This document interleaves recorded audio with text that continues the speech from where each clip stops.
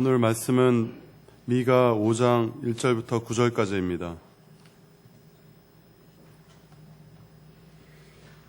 딸 군대여, 너는 때를 모을지어다. 그들이 우리를 에워쌌으니 막대기로 이스라엘 재판자의 뺨을 치리로다.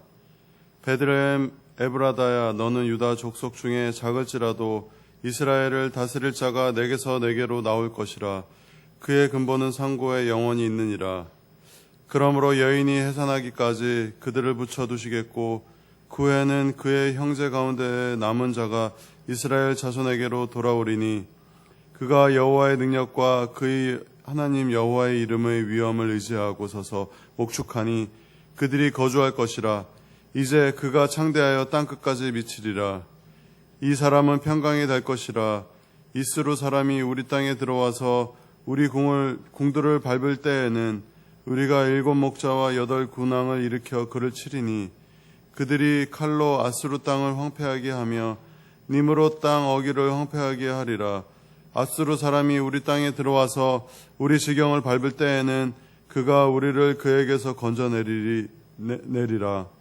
야곱의 남은 자는 많은 백성 가운데 있으리니 그들은 여호와께로부터 내리는 이슬 같고 풀 위에 내리는 단비 같아서 사람을 기다리지 아니하며 인생을 기다리지 아니할 것이며 야곱의 남은 자는 여러 나라 가운데와 많은 백성 가운데 있으리니 그들은 수풀의 짐승들 중에 사자 같고 양떼 중에 젊은 사자 같아서 만일 그가 지나간즉 밟고 찢으리니 능히 구원할 자가 없을 것이라.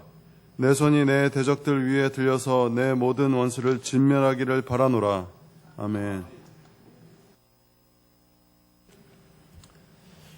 우리 아버지 하나님께서 여러분들을 사랑하셔서 이 모든 기도의 제목들을 꼭 기억하시고 들으시며 응답하시고 응답의 열매로 여러분들의 삶의 자리에 풍성하게 채워주시기를 간절히 주님의 이름으로 축복합니다. 오늘이 우리 12월 네 번째 주일이고 다음 주일은 2013년도 마지막 주일이 됩니다. 29일이 되는데 이제 한 해가 다 기울어 가고 있습니다. 2013년이라는 새해를 맞이할 때 우리에겐 아마 꿈이 있었으리라고 생각합니다. 그 꿈이 여러분들 성대본 이루어졌는지 한번 좀 묻고 싶고요. 아니면 그 꿈이 지금도 이루어져 가고 있는 진행형인지 한번 좀 생각해 보시겠습니까? 새해에 대한 그래서 기대감이 넘치고 또 새해에 대한 소망이 넘치시는지 한번 우리 더듬어 살펴보시죠. 우리 주님께서 내일 모레 지나고 나면 성탄절인데 성탄절을 맞이하면서 새해 우리가 받기를 소원하는 그런 은혜를 넘치도록 내려주시기를 간절히 바랍니다. 요한복음 1장에 보면 빌립이 나다나엘에게 나사렛 예수에 대해 설명을 하면서 나사렛 예수라고 증거하고 그분이 메시아이신데 내가 그분을 만났다. 이렇게 이제 증거한 이제 그러한 내용들이 있습니다. 그때 나다나엘이 한 말이 있습니다. 요한복음 1장 45절에서 46절을 다 같이 함께 읽겠습니다. 빌립이 나다나엘을 찾아 이르되 모세가 율법에 기록하였고 여러 선지자가 기록한 그 일을 우리가 만났으니 요셉의 아들 나사렛 예수니라. 나다나엘이 이르되 나사렛에서 무슨 선한 것이 날 수 있느냐. 빌립이 이르되 와서 보라 하니라. 아멘. 나사렛 예수가 이제 그 세례 요한이 이제 증거했지요. 하나님의 세상 죄를 지하는 어린 양이라고. 그런데 이제 그런 가운데 아마 확신을 빌립은 했었습니다. 그래서 나사렛 예수라 요셉의 아들 선지자가 기록한 그 일을 메시아를 우리가 만났다. 그때 나다나엘이 하는 말이 나사렛 예수라고 하는 말에 그 나사렛에서 무슨 선한 것이 날 수 있겠느냐. 하나님이 보내신다는 메시아가 나사렛에서 나온다. 그렇지 않지 않느냐라는 그런 그 내용으로 말을 했습니다. 예수님은 베들레헴에서 태어났지만 성장한 곳이 나사렛이라고 보니까 나사렛 예수라고 불리어졌습니다. 나사렛은 그러나 왜 이렇게 무료니? 갈릴리 호수에 아주 조그마한 어촌입니다. 아주 조그마한 어촌입니다. 시골입니다. 나다나엘의 생각에 그런 촌구석에서 무슨 메시아 같은 하나님의 보내시는 위대한 분이 나타날 수 있겠냐? 그렇지 않다. 성도 여러분, 베들레헴도 마찬가지입니다. 하나님께서 보내시는 메시아가 베들레헴에 태어나신다는 성경 말씀을 알긴 알아도 그 당시 사람들이 그 말씀대로 이루어지고 성취될 것이라고 하는 것 사실은 믿지를 않았습니다. 왜냐하면 워낙 베들레헴은 별로 그렇게 관심의 대상이 되어지지를 못하는 곳이다 보니까 총구석입니다. 거기도 사람들 생각에는 별로 관심을 끌만한 어떤 요소도 가지고 있지를 못했습니다. 그러나 오늘 말씀의 제목처럼 베들레헴 가장 작을지라도 가장 작습니다. 그 팔레스타인에서 가장 작은 곳, 아주 미미한 그러한 성, 그러나 가장 큰 성이 될 것이다. 성경에서는 증거되고 있습니다. 왜 그럴까요? 딱 한 가지 이유밖에 없습니다. 하나님의 아들 예수 그리스도께서 메시아가 태어나신 곳이기 때문에 그렇습니다. 예수 그리스도로 말미암아 가장 작은 성이 보잘것없는 그런 성이 가장 큰 성이라는 이름을 얻게 된 것이죠. 그러나 이 예수가 태어나신 곳은 예루살렘 화려했습니다. 정치, 문화, 종교, 군사 모든 면에 중심이 되는 그런 도시가 예루살렘이었는데 거기가 아닌 베들레헴 사람들이 관심조차 기울이지 않던 그런 고대, 그런 곳입니다. 베들레헴은 하나님께서는 이 작은 성 베들레헴을 염두에 두셨고 그 베들레헴을 하나님의 뜻을 이루기를 원하셨습니다. 베들레헴을 통해서 오늘 말씀 5절에 보면 베들레헴 에브라다야 너는 유다 족속 중에 작을지라도 이스라엘을 다스릴 자가 진정한 왕이 네게서 내게로 나올 것이라. 그의 근본은 상고의 영혼에 있느니라. 이건 하나님의 아들 예수 그리스도가 메시아로 베들레헴에 태어나시고 이 땅에 육신을 입고 보냄을 받게 되어서 창세기 3장 9절서부터 쭉 하나님이 약속하셨던 그 메시아를 구원자를 보내주시겠다는 그 사건이 이루어지는 그런 것을 말씀하고 있는 것입니다. 이 말씀은 메시아가 베들레헴 에브라에 나올 것이라고 하는 예언이고 언약의 말씀입니다. 이제 이 언약의 성취가 2000년 전 베들레헴에서 이루어진 것입니다. 그날이 바로 그 사건이 바로 성탄의 날이고 성탄의 사건입니다. 놀라운 하나님의 뜻이 이루어진 것, 이 땅에서는 놀라운 복이 넘치도록 내리는 그런 날이죠. 누가복음 2장 14절 말씀 보면 이렇게 찬양합니다. 같이 읽어보실까요? 지극히 높은 곳에서는 하나님께 영광이요 땅에서는 하나님이 기뻐하신 사람들 중에 평화로다. 아멘. 하나님께 영광의 날이고 성탄의 날은 하나님이 기뻐하신 사람들 중에는 평화 넘칩니다. 요즘 안녕하십니까? 이런 말이 대학가에서 나오기 시작해가지고 지금 아주 여기저기서 다 안녕하십니까? 그런 말이 계속 여러 가지로 의미를 가지고 지금 이렇게 전해지고 있는 것 같습니다. 평안, 평강을 우리는 원합니다. 성도 여러분, 베들레헴은 이렇습니다. 베들, 이게 이제 베트라고 하는 단어인데 떡이란 뜻이고요. 레헴, 이거는 떡. 베트라고 하는 건 집이란 뜻이고요. 레헴은 떡이란 뜻을 가진 단어. 두 가지 단어가 합성돼가지고 베들레헴이 돼서 떡집. 이런 의미를 갖는 이름으로 우리가 다 알고 있는 내용들입니다. 아람어로는 푸주간이라고 하는 의미이기도 합니다. 푸주간이 뭔지 아시죠? 고기 파는 곳입니다. 요즘 시기에 뭐에 정육점이라고 얘기를 해야 될지. 베들레헴은 룻기에 나오는 나오미와 보아스의 고향이고요. 보아스의 자손이며 이스라엘의 제2대 왕이 다윗 왕의 고향 또한 베들레헴입니다. 사무엘상 16장 1절 13절 쭉 읽어보면 다윗이 베들레헴에 태어나가지고 거기서 사무엘에 의해서 기름 부음을 받았습니다. 역대 하엘에서는 솔로몬의 아들 르호보암이 견고한 성읍을 그 베들레헴에다 건축한 것으로 나타나 있습니다. 이게 사실 다윗도 그렇고요. 보아스 이게 촌사람입니다. 우리 속된 말로 시골뜨기들이. 한 가지 우리가 근데 깊이 생각해 새로운 부분들이 저도 이제 찾다 보니까 새로운 사실을 알게 됐는데 베들레헴은 오노마 엘리스라고 하는 그런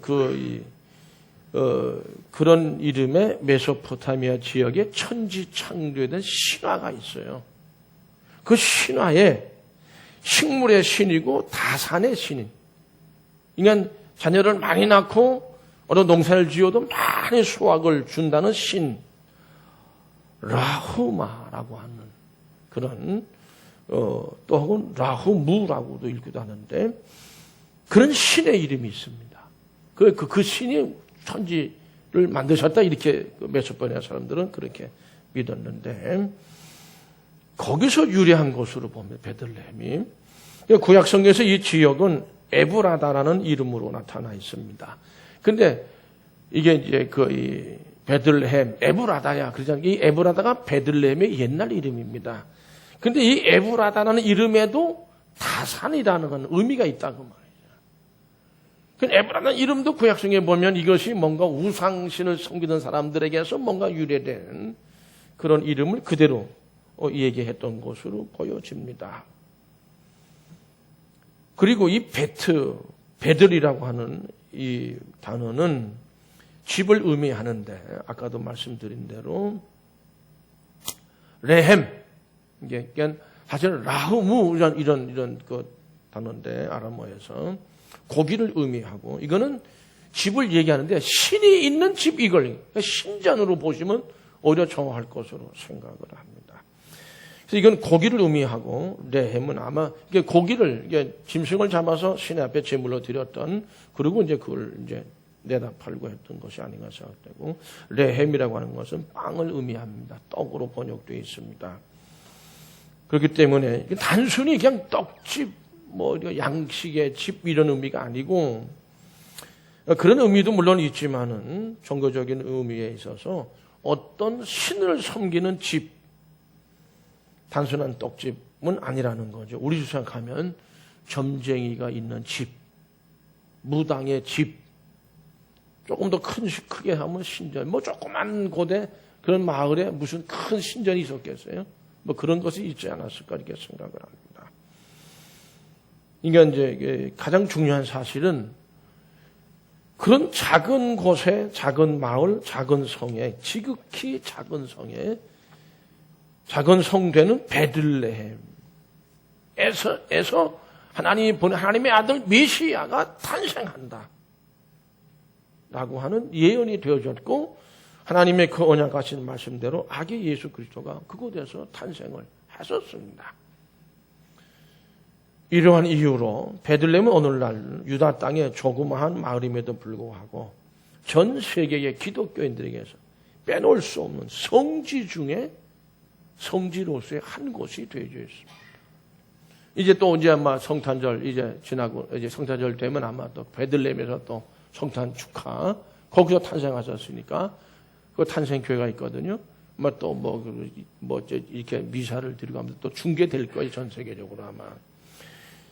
성도 여러분, 창세기 35장을 보면 사무엘 거기 보면 바단 아람에서 야곱이 가족들과 같이 함께 돌아오는 과정 속에서 라헬이 베냐민을 낳다가 죽습니다. 라헬을 어디다 묻었냐 하면 이 베들레헴 바로 그 가까이 그다 묻었습니다. 그리고 비석을 세워놔. 지금도 성지순례 가보시면요, 지나가 보면은 저기가 라헬의 무덤이다. 이렇게 얘기하는 부분이 있습니다. 뭐 사실인지는 몰라도. 또 사무엘하 23장 24절 말씀 보면 다윗의 용사 엘하난 30용사 중에 한 사람이죠. 출생지가 베들레헴이고요. 유대인들이 BC 586년 바벨론에게 멸망하고 포로로 붙잡혀 갔을 때 애굽으로 도망간 사람들이 있습니다. 그랬을 때 요 베들레헴에 와서 피난처를 삼아가지고 좀 있다가 다시 애굽으로 간 사람들이 있습니다. 그런데 성도 여러분, 왜 하나님께서는 아주 미미한 작고 작은 베들레헴, 거기 하나님의 거룩한 아들을 육신으로 태어나게 하시게 약속을 왜 하셨고, 그 약속대로 성탄의 성취로의 죄인들을 위한 메시아를 왜 그곳으로 보내셨을까? 그것이 우리가 가져야 될 묵상의 내용들입니다. 하나님은 가장 작은 것을 택하셔서 하나님의 큰 일들을 이루시고 섭리하시는 하나님이심을 꼭 믿으시기를 바랍니다. 화려하고 완전 무결하고 완벽하고 능력 있고 넘치고 모든 걸 가지고 다 갖춘 사람을 택하셔서 하나님의 엄청난 큰 일을 이루시는 것이 아니라, 그것이 아니라 지극히 작은 것일지라도 가장 큰 성 베들레헴이 되게 하듯이, 그래서 우상들을 섬기고 귀신들을 섬기는 그러한 사람들이 있는 곳. 우리 미가서 5장 2절 3절을 같이 함께 읽어보시죠. 베들레헴 에브라다야, 너는 유다 족속 중에 작을지라도 이스라엘 다스릴 자가 네게서 네게로 나올 것이라. 그의 근본은 상고의 영원에 있느니라. 그러므로 여인이 해산하기까지 그들을 붙여두시겠고 그 후에는 그의 형제 가운데 남은 자가 이스라엘 자손에게 돌아오리니. 아멘. 이스라엘이요, 멸망했죠. 멸망했습니다. 그러나 얘 나중에 그 구원자가 하나님이 보내주셔서 바벨론으로 돌아오게 하고, 또 아수리의 침략으로부터 바벨론이 다 망가지고 황폐해진 나라를 다시 일으킬 거라, 이걸 말씀하신 건데, 하나님의 섭리는 언제나 가장 작은 것. 여러분, 한 알의 밀알이 땅에 떨어져 죽으면 어떻게 해요? 많은 열매를 맺고 큰 나무가 되고 새들이 와서 깃들이는 곳이 되어진다 그랬습니다. 가장 작은 거, 미미한 것이지만 관심이 없고 어떤 기대감도 없이 그거 가지고 뭐가 되겠냐고 말이죠. 우리 그렇게 생각할 수 있는 건 그런 겁니다. 그러나 그것을 하나님이 택하셔서 큰 뜻을 이루어 가시는 하나님이시라는 겁니다. 사람도 보잘것없는 사람을 택하셔서 하나님의 사람으로 쓰셨어요. 동정녀 마리아. 누가복음 1장 38절 말씀 보면 마리아 주의 여종이라는 노예입니다 그랬어요. 노예를 불러서 쓰셨어요.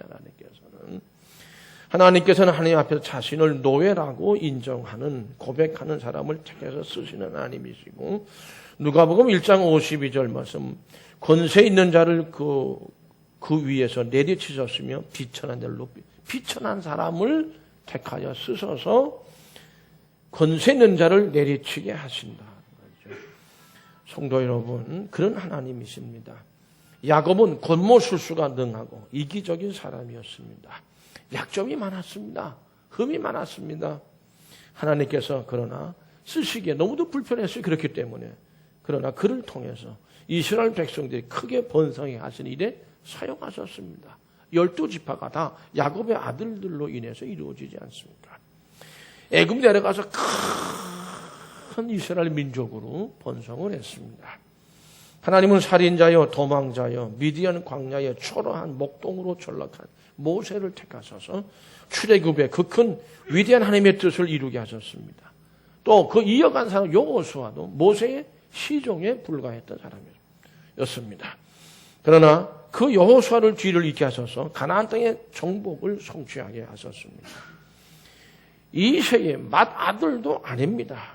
마지막 막내 다윗을 택하셔서 하나님은 이스라엘 왕국을 든든하게 세우게 하셨습니다. 주님께서도 갈릴리 바다의 어부들 세리 그리고 가룟 유다 같은 사람, 어떻게 가룟 유다가 제자로 들어갈 수 있었겠습니까?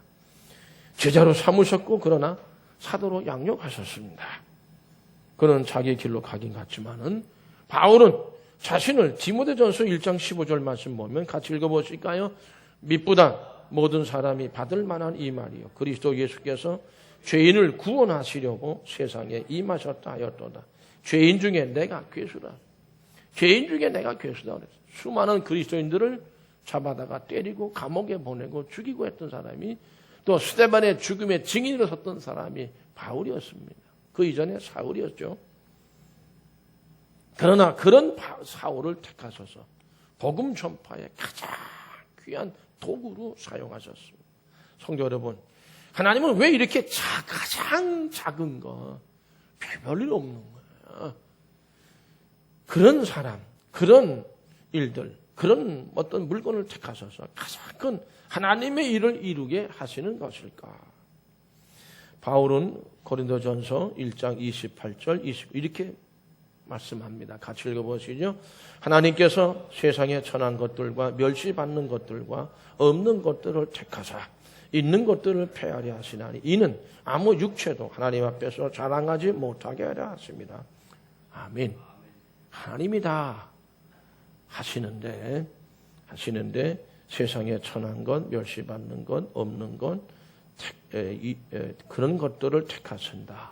그래서 뭔가 있다고 하는, 뭔가 해볼 만하다, 능력이 있고 권세가 있고 말이죠. 뭐 이런 사람들 그 다 폐하게. 왜 폐하냐? 그런 것들을 뭔가 내가 거머쥐고 있다라고 하는 거, 나는 뭐 능력이 있다고, 그거를 다 어떻게 해요? 자랑하지 못하게 하시는. 그래서 작은 것을 택하셨다고 저는 생각해요. 성도 여러분, 이스라엘 백성들이 가나안 땅으로 들어갈 때 하나님께서 크게 염려하신 것이 있었습니다. 신명기서 8장 12절에서 14절 말씀, 우리 몇 번 같이 함께 설교 읽었던 부분이지만 다 같이 읽어보실까요?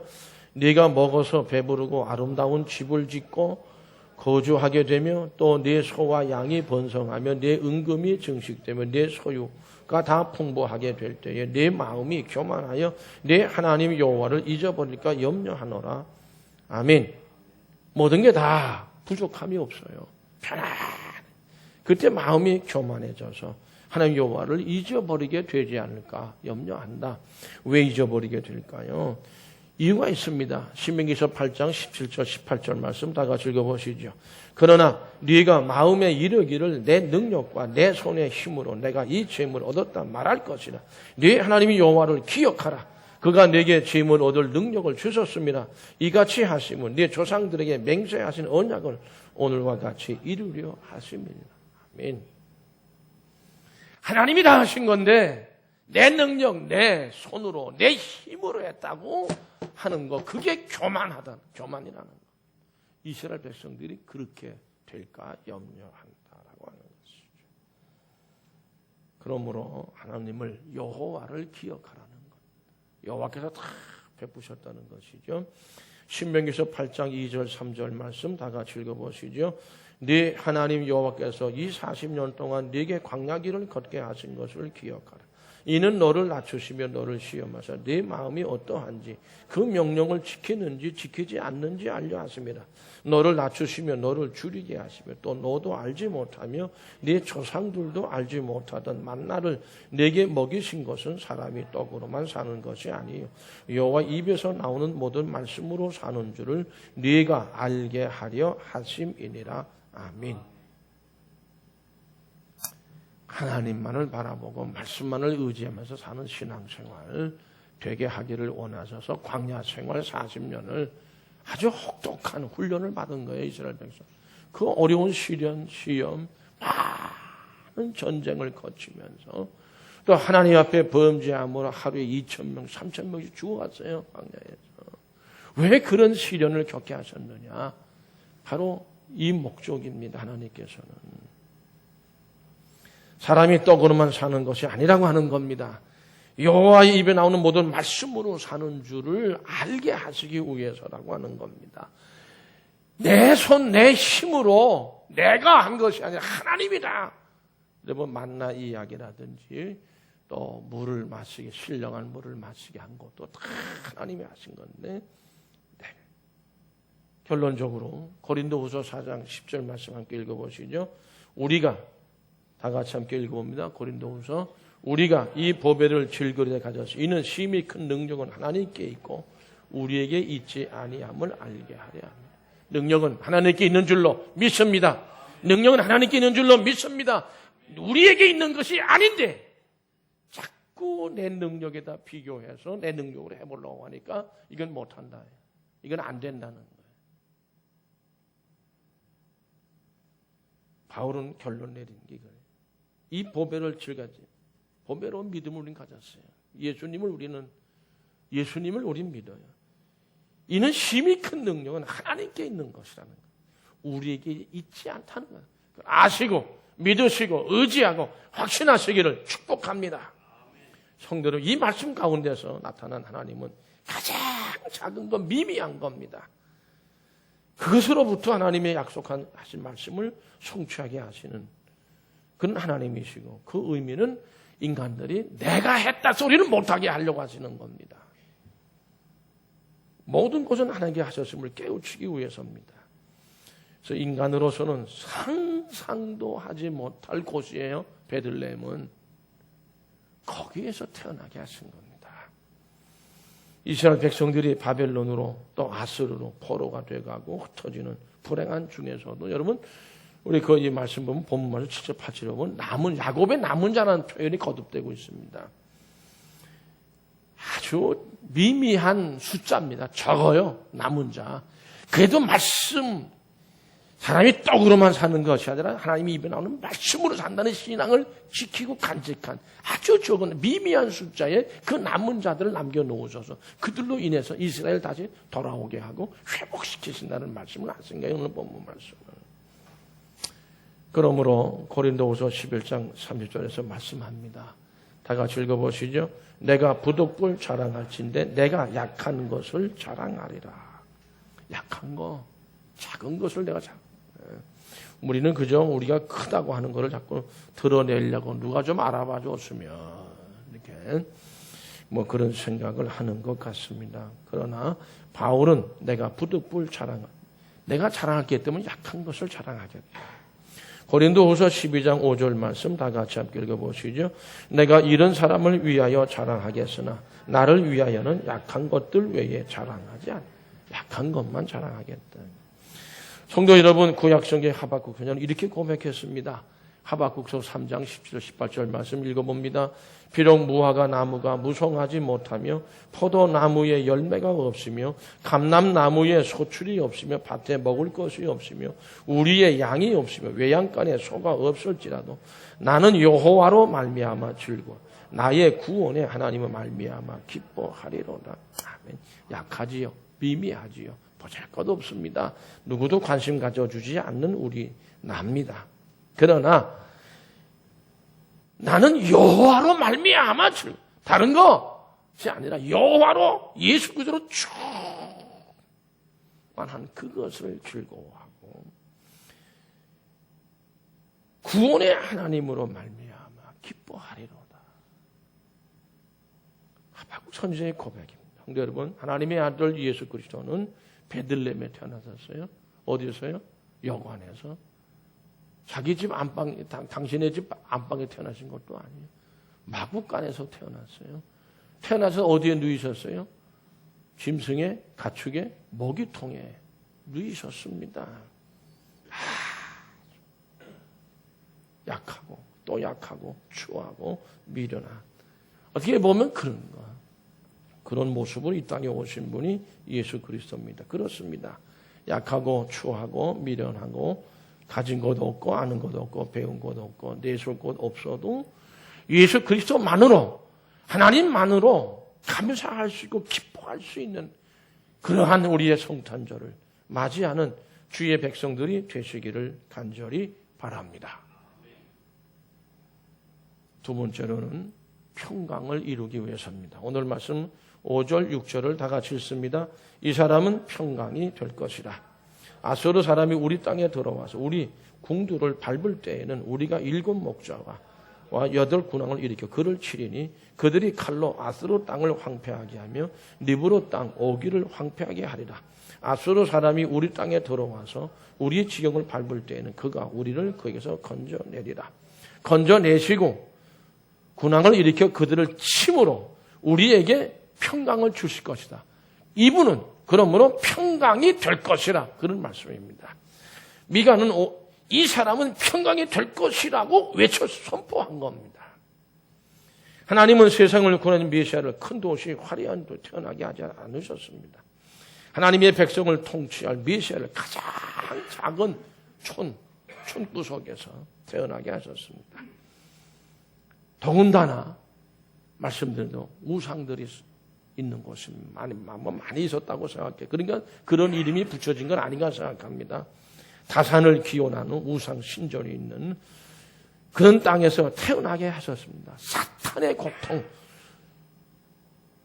잡귀신들이 괴롭히는 고통에서 참 평강을 주시기 위해서 아수르, 바벨론 다 전쟁을 일으켜서 이스라엘 백성을 그렇게 괴롭혔습니다. 포로로 붙잡아갔습니다. 그러나 그분이 오시게 되면 다 그들을 친다 그랬어요. 그리고 그가 우리를 그들에게서 건져낼 것이라 그랬습니다. 성도 여러분, 베들레헴에서 나올 큰 왕으로 인해서 이제 다 구원을 얻게 될 것이라는 말씀이죠. 그래서 놀랍고도 큰 평강을 얻게 될 것이라. 그분은 평강의 사람입니다. 베들레헴에 탄생한 그 큰 왕은 하나님의 능력과 이름을 의지하고 당당히 서서 예수님께서 의지할 분은 오로지 여호와 하나님밖에 없었어요.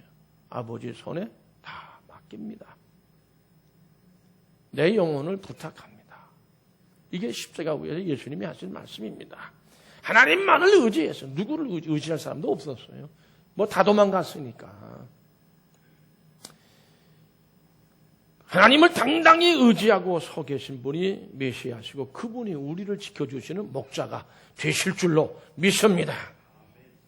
그래서 온 땅에 예수 그리스도의 위대하심이 지금 미치고 있는 것이죠. 우리는 베들레헴에 탄생하신 메시아 탄생의 위대한 비밀을 마음에 새기고 우리의 연약한 부분 너무나도 많지만 그 연약함 속에서 하나님의 위대하심이 나타나도록 해야 할 줄로 믿습니다. 성도 여러분, 메시아는 외적의 침으로부터 백성을 보호하시고 지켜주십니다. 그러므로 하나님의 백성들의 평화, 평강, 평안의 근거는 메시아라는 것이죠. 외적이 아무리 강한 힘으로 침입해 들어와도 문제가 되지 않습니다. 왜냐하면 메시아가 가장 확실한 평화와 평강의 보루가 되시기 때문입니다. 메시아를 의지하는 모든 그의 백성들은 어떤 위험 속에서도 건짐을 받을 것이요. 아침 이슬처럼 안전할 것이요. 평강이 넘치게 될 것입니다. 메시아는 양떼 중에 젊은 사자같이 이리저리 오가면서 짓밟고 다 찢어서 제지하십니다. 다 막으시는 그만큼 강력한 분이라는 거죠. 이 복음의 소식이 바로 미가 선지자를 통해서 우리에게 주시는 언약의 말씀입니다. 우리의 메시아이신 예수 그리스도께서는 가장 작은 성, 지극히 작지만 베들레헴 거기서 태어나셨어요. 예수 그리스도로 말미암아 베들레헴은 가장 큰 성으로 나타납니다. 그래서 여러분 십자가를 지시고 예루살렘에 들어가실 때도 뭘 타셨어요? 가장 작은 새끼 나귀를 타고 들어가신 겁니다. 평강의 메시아임을 나타내시는 겁니다. 험한 세상에서 평강을 선포하기 위해서 그 짐을 걸머지셨습니다. 그러므로 세 번째로 우리는 그분만을 의지해야 합니다. 오늘 말씀 중에서 6절, 7절 말씀 다 같이 함께 다시 읽습니다. 그들이 칼로 아수르 땅을 황폐하게 하며 니므로 땅 오기를 황폐하게 하리라. 아수르 사람이 우리 땅에 들어와서 우리 지경을 밟을 때에는 그가 우리를 그에게서 건져내리라.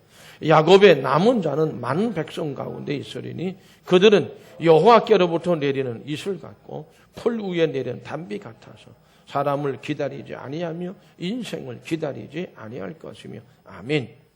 야곱의 남은 자는 많은 백성 가운데 있으리니 그랬어요.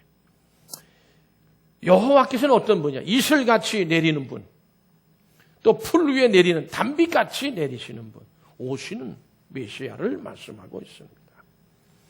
인생을 기다리지 않고 내리시는 분, 찾아오시는 분이라는 겁니다.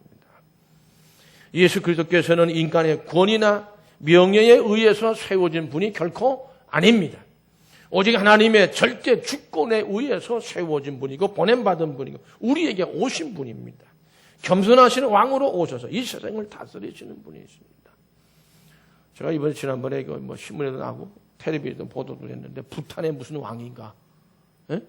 그 왕이 왕같이 왕관을 쓰고 그러지도 않고 왕의 왕권을 전부 백성들에게 다 내놨답니다. 왕이 결정 짓는 게 아니라 누가 결정을 져요? 백성들이 회의를 해가지고 결정 짓는데요. 왕이 임명하는 게 없대요. 그래가지고 가장 이 지구상에서 가난한 나라인데 가장 행복 지수가 세계 최고랍니다. 그 나라 백성들은 그렇게 행복해 한답니다. 저는 놀랐습니다. 난 예수님만 평강의 왕으로 오신 줄 알았더니 거기도 그렇더라고요. 그러니 왕에 대해서는요, 늘 만날 수 있고, 그런 게 권위가 이런 게 하나도 없대요. 전혀 내세우지 않고 다 주겠다고, 다 가져가라고. 놀라운 일입니다. 성도 여러분, 만왕의 왕이신 메시아는 과거의 그런 왕들과는 다른 왕이었습니다. 과거의 왕들은 선지자가 여호와 하나님을 의지하도록 말씀을 전해도 다 듣지 않았어요. 그러나 만왕의 왕이신 메시아는 그런 왕들과는 다른 왕으로 오셨어요. 하나님의 말씀을 그대로 성취하시기 위해서. 결국 저들은 하나님보다도 우상을 의지하고 자신들의 힘을 믿었습니다. 왕권을 믿었겠지요. 그래서 하나님의 진노를 받아 결국에는 멸망을 당하고 포로로 끌려갔고 민족이 흩어져 찢어졌습니다. 그러나 메시아가 다스리시는 그날에는 더 이상 허망한 건 뭡니까? 사탄입니다. 귀신입니다. 우상, 마귀들입니다. 이런 것을 바라보지 않고 의지하지 않고 누구만을 오직 메시아와 하나님만을 의지하게 되는 그런 역사가 일어날 것이라고 하는 것이죠. 미가서 5장 우리 여러분 12절 말씀 제가 읽겠습니다. 내가 또 복수를 네 손에서 끊으리니 네게 다시는 점쟁이가 없게 될 것이며 13절 다 같이 읽어봅니다. 내가 네게 새긴 우상과 주상을 너희 가운데서 멸절하니 네가 네 손으로 만든 것을 다시는 섬기지 아니 다시는 너희가 우상을 섬기지 아니하게 하리라. 그러므로 베들레헴에 태어나셔야 했다는 거예요. 하나님께서 왜 베들레헴을 지명하시고 거기서 태어나게 하시겠다고 하셨는지를 우리는 깨달을 수 있습니다. 다시는 우상을 섬기지 않게. 우상을 섬기지 마십시오.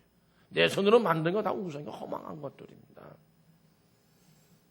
성도 여러분, 그들은 철저히 여호와 하나님만을 의지한 그러한 그런 신앙으로 무장을 해야 하나님께서 다시는 우상 섬기지 않게 하시겠다는 거죠. 성도 여러분, 우리들도 오직 주님만을 그분이 우리를 위해서 지셨던 십자가를 바라보는 성탄을 맞이하는 그런 우리들이 되어질 수 있기를 바랍니다. 성도 여러분, 여러분들은 스스로 자신을 가진 작은 자임을 깨닫습니까? 우리가 베들레헴에서부터 그분의 부르심을 받았다는 것을 기억해야 합니다.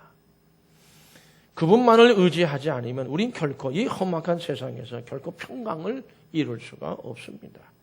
오늘 우리의 문제를 해결하시는 분도 사람의 이름이 아니라 예수 그리스도의 이름인 줄로 믿습니다.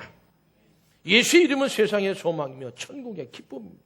그의 이름을 의지할 때 걷지 못한 자가 일어설 수 있습니다. 걷지 못하는 자가 주님의 이름을 믿을 때에 주님의 이름으로 일어날 때 주님의 이름으로 걸을 때 모든 불행이 떠나가고 하늘의 놀라운 복을 받을 수 있습니다. 사람에게 필요한 행복도 주님이 주십니다.